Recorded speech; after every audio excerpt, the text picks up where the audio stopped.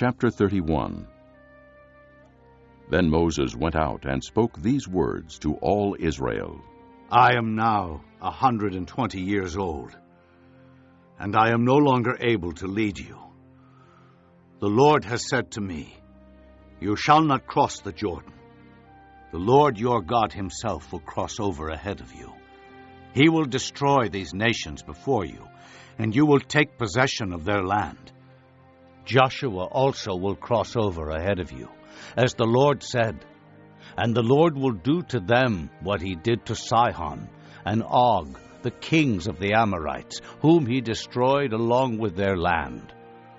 The Lord will deliver them to you, and you must do to them all that I have commanded you. Be strong and courageous. Do not be afraid or terrified because of them, for the Lord your God goes with you. He will never leave you nor forsake you." Then Moses summoned Joshua and said to him in the presence of all Israel, "Be strong and courageous, for you must go with this people into the land that the Lord swore to their forefathers to give them, and you must divide it among them as their inheritance. The Lord himself goes before you and will be with you. He will never leave you nor forsake you. Do not be afraid. Do not be discouraged."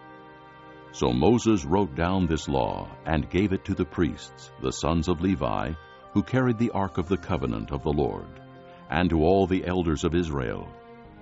Then Moses commanded them, "At the end of every 7 years, in the year for canceling debts, during the Feast of Tabernacles, when all Israel comes to appear before the Lord your God at the place he will choose, you shall read this law before them in their hearing.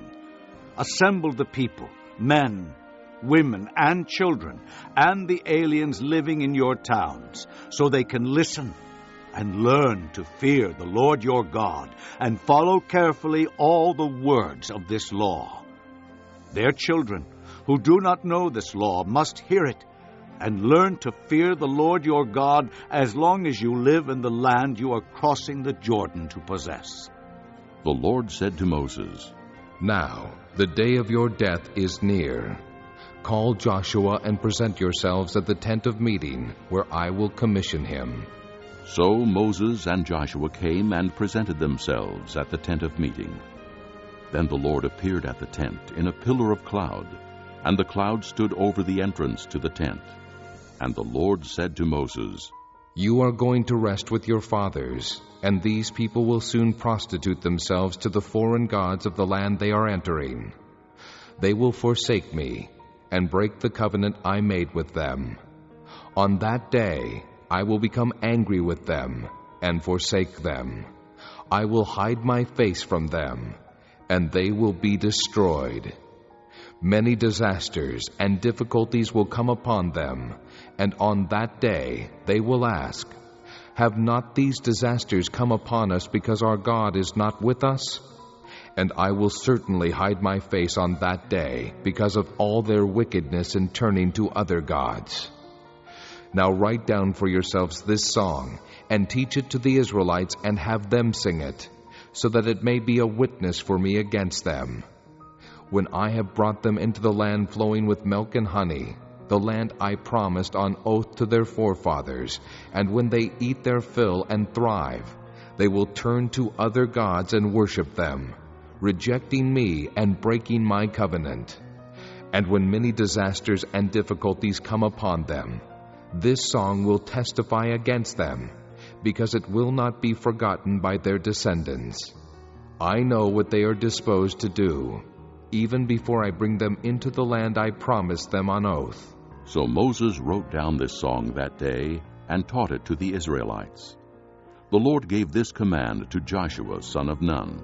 "Be strong and courageous, for you will bring the Israelites into the land I promised them on oath, and I myself will be with you."